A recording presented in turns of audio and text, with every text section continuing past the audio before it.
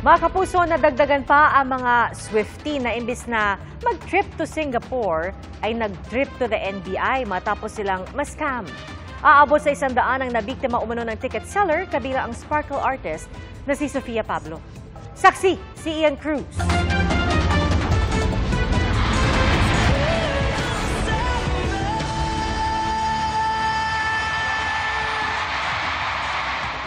Hulyo pa lang noong nakarang taon, mabilis nang na-sold out ang ticket para sa nag-iisang stop ng Eras Tour ni Taylor Swift sa Southeast Asia. Kaya ang ilang Swifties gaya ni Jenny, hindi niya tunay na pangalan, naghanap ng ibang mapagbibilhan online. Isang kakilala raw ang nagturo sa kanya sa isang lalaking may access daw sa ticket ng Eras Tour sa Singapore sa Marso. At kahit umabot ng 65,000 pesos ang babayaran, pikit mata niya itong pinadala sa lalaki via online banking. Nagpapakita siya ng mga proof ng transactions niya with other people. Tapos may mga nagbo-vouch nga sa kanya, even to the point na nagbabanggit pa siya na may mga social media influencers at saka celebrities siyang napagbentahan ng ticket. Makukuha raw ni Jenny ang ticket 2 linggo bago ang concert, pero all is not too well pala. Dahil nang dumating ang takdang petsa, hindi na niya makontak ang lalaki. Nagsimula na magsipag-comment yung mga bumili din sa kanya. It turns out, madami pala kami. Kaya si Jenny, inireklamo ang lalaki sa NBI Cybercrime Division. Sa dami ng mga Facebook posts na nakikita ko na binavouch siya, marami nagko-comment na legit siya, hindi na ako nagtanong, hindi ako nagkaroon ng idea na itong taong ito manloloko pala. Alam naman namin yung risk. Pero dahil nga sa gusto namin manood, dahil fan talaga kami, yun yung napala namin, which is nakakalungkot. Gusto lang naman namin mag-enjoy. Isa rin daw sa mga nabiktima ang sparkle artist na si Sofia Pablo. Base sa kanyang pahayag, may una siyang kausap na reseller pero nagkaproblema ito. Kaya sa lalaking nakatransaksyon din ni Jenny siya, umasang makakakuha ng ticket. Pero matapos makapagbayad, wala rin siyang napala. Ayon sa NBI Cybercrime Division, aabot sa 100 ang nabiktima ng ticket seller. Paalala ng NBI, sa lehitimong ticket office lang bumili ng concert tickets. Ingat po tayo na hindi dahil po may nag-vouch, ibig sabihin totoong tao na po yung nag-vouch, at hindi dahil nagpadala sila ng ID, ibig sabihin sila talaga yun. Pero lumalabas na hindi lang sa Pilipinas nakakaranas ng ticket scam. Ang online marketplace sa Singapore na Carousel, tatanggalin daw ang lahat ng listing ng mga nagbebenta ng Taylor Swift tickets dahil sa pagdami raw ng insidente ng scam.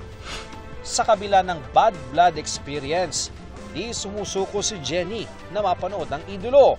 May bago raw siyang kausap pero sa pagkakataong ito, di raw niya bibitawan ng bayad nang hindi hawak ang lehitimong ticket. Kaliwaan. Pagka nakapasok na sa venue, saka magbabayad. Para sa GMA Integrated News, ako si Ian Cruz, ang inyong saksi. May nilinaw si Mariel Rodriguez Padilla kasunod ng mga batikos sa isinagawang IV drip procedure sa kanya sa loob ng Senado. Nanghingi naman na paumanhin sa ilang senador ang asawa niyang si Senator Robin Padilla. Saksi, si Mav Gonzalez. Matapos batikusin ang kanyang IV drip session sa loob mismo ng Senado, sumagot na si Mariel Padilla sa issue. I had no intention whatsoever to disrespect the Senate or anything like that, okay? It was never in my intention. I was in my husband's office. It was never my intention na i-offend kayo, gawing parang hindi ka respectable yung Senado. No, of course not. Nilinaw din niyang vitamin C at hindi glutathione ang pina-IV drip niya at may nakabantay niya na professional nurse.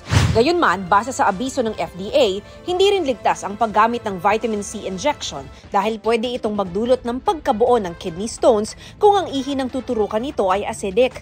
Ang IV drip procedure na ito, pinuna ni Senate Ethics Committee Chairperson Senator Nancy Binay na hindi raw inabiso sa klinik ng Senado. Kanina nagpadala ng sulat ang mister ni Mariel na si Senador Robin Padilla kina Senate President Mig Zubiri at Senadora Binay para humingi ng paumanhin. Kailanman daw ay hindi nila sasadyain ang pagsawalang bahala sa dangal na sinisimbolo ng Senado at lagi raw silang tatalima sa mga alituntunin nito. Tinanggap naman ni Binay ang paghingi ng dispensa ni Padilla, pero kung meron daw maghahain ng formal na reklamo, ay iimbestigahan pa rin ng Ethics Committee ang ginawa ni Mariel.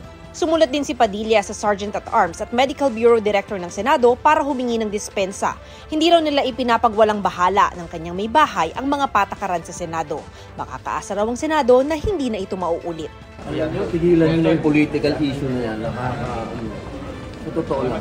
Ang dami nating dapat pag-usapan. Hindi siguro yung ganitong... Para sa GMA Integrated News, ako si Mav Gonzalez, ang inyong saksi.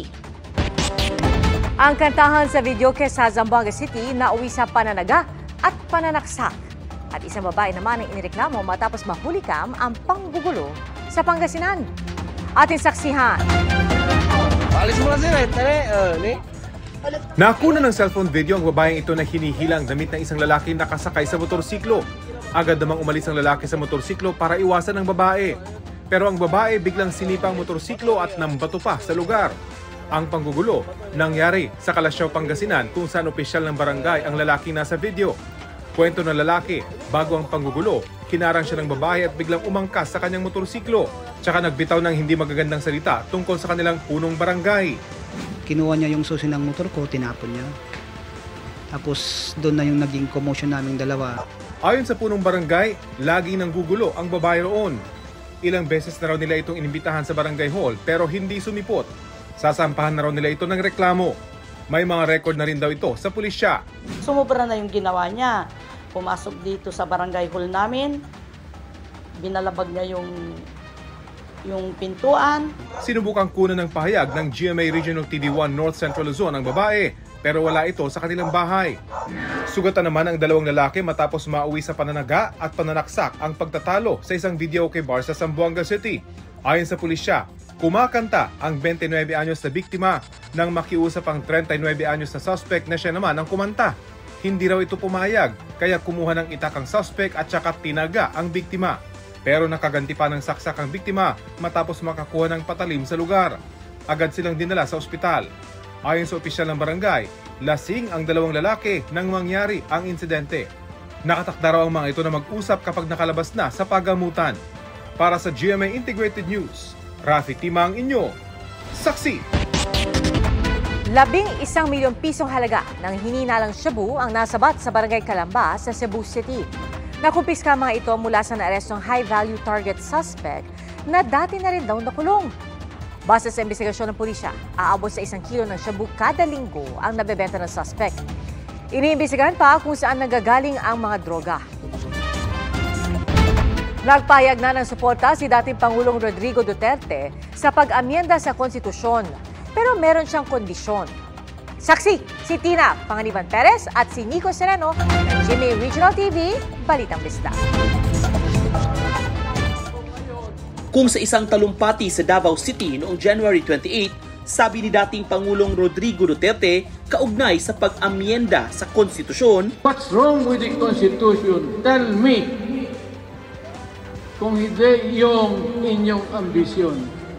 The real purpose itong constitutional changes sa People's Initiative is really to perpetuate those who are in power. Ganito naman ang kanyang pahayag sa prayer rally ng mga Duterte sa Cebu City kagabi. Kung masuportar changes in the Constitution, economic provisions, whatever, even the terms sa tanang chapter diha, pati na apil na ang kanang termino sa president. Okay ko.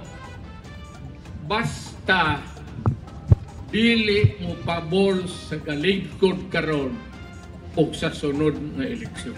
Nananawagan din siya na patuloy na suportahan ang anak na si Vice President at Education Secretary Sara Duterte sa mga plano nito sa susunod na eleksyon. Ang ilang kongresista ikinatuwa ang anilay nagbagong posisyon ng dating Pangulo sa Chacha. It is a welcome development of the former President Duterte. Siguro po nakikita na ng ating well-respected former President Rodrigo Duterte ang linaw na ito naman talaga yung matagal nang pinupush ng maraming administrasyon. Pero ayon kay House Deputy Speaker David Suarez, mas magiging maganda po ito kung pati ang kanyang mga sumusuporta ay sumalamin din sa posisyon ng dating Pangulo. Sinisikap ng GMA Integrated News na makuha ang panig ng palasyo sa mga sinabi ng dating Pangulo. Sa resolution of both Houses 6 ng Senado at resolution of both Houses 7 ng Kamara, 3 economic provisions kaugnay sa public utilities, edukasyon at advertising ang layong maamyendahan para maging mas maluwag sa pagmamay-ari ng mga dayuhan. Sa Kamara, binuksan na ang deliberasyon ng Committee of the Whole sa RBH 7. Ito lamang ang pakay natin, ekonomiya, hindi politika. Now, to dispel doubts that the efforts of the House of Representatives in pushing for the amendment of the economic provisions of the Constitution is politically motivated, we are actually adopting all the 3 proposed amendments of the Senate version of the resolution of both Houses number 6 in total. Naging mainit ang sagutan ng questionin kung Constituent Assembly ba ang ginagawa nila. Ito bang plenary na ito, kino-convert na ba natin yan sa Constituent Assembly? Kasi po, ang daming topic dun sa RBH. If it is simple bill lang, nakalagay sa rule natin, 1 topic, 1 bill. You can say that we are a Constituent Assembly or a legislative body, but in either case, we are acting on the basis of our constituent power to amend the Constitution. Baka magkaiba lang kasi kami ng pagkakaintindi ng Constituent Assembly. This Committee of the Whole can never be considered as a Constituent Assembly. A Constituent Assembly is an assembly of senators and representatives. Whether it is a Constituent Assembly, it is not. This is a Committee of the Whole. Bagamat suportado ng ilang tanggapan ng pamahalaan at ng ilang grupo ang economic charter change, hindi raw ito ang nag-iisang solusyon sa mga problema ng bansa. Let me emphasize that we only reap the benefits I mentioned if we also address the other problems involving high energy cost, inadequate connectivity infrastructure, slow bureaucratic processes, inconsistent local and national regulations, and highly concerning learning poverty and malnutrition. May mga naghayag din ng pagtutol sa Chacha. Economic Chacha, we believe, is unnecessary, it distracts from real development, and is counterproductive. Sa pulong naman ng mga senador kay Pangulong Marcos, muling binanggit ng Pangulo na dapat Senado ang manguna sa diskusyon ng Chacha. Sabi niya, we'll allow the Senate to take the lead, and I've asked the House leaders to wait for your output and that they should just adopt. Dagdag daw ng Pangulo, mas mainam isabay sa 2025 elections ang plebisito. Sinabi niya, mas gusto niya isabay na lang sa halalan ng 2025. So pagka ganun, hindi po tayo kailangan magmamadali. Ayon sa COMELEC, kaya nilang isabay ang plebisito sa eleksyon 2025 nang walang dagdag gastos. Para sa GMA Integrated News, Tina Panganiban Perez. Nico Sereno ng GMA Regional TV, Balitang Bisdak, kami ang inyong saksi. Isinusulong sa Kamara na itaas ng 150 hanggang 350 pesos ang arawang sahod ng mga minimum wage earners sa Metro Manila. Ang reaksyon po dyan ng ilang magagawa at negosyante sa pagsaksi ni Jonathan Andal.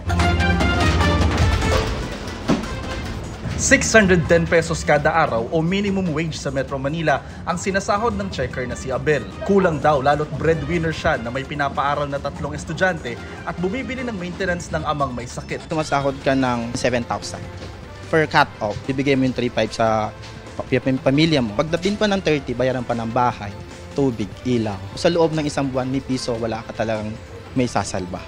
Kaya natuwa siya nang mabalita ang plano ng liderato ng Kamara na itaas ng 150 hanggang 350 pesos ang minimum wage para umabot na sa halos 1,000 piso ang arawang sahod. Mas mataas kumpara sa inaprubahang panukala ng Senado na 100 pisong aumento.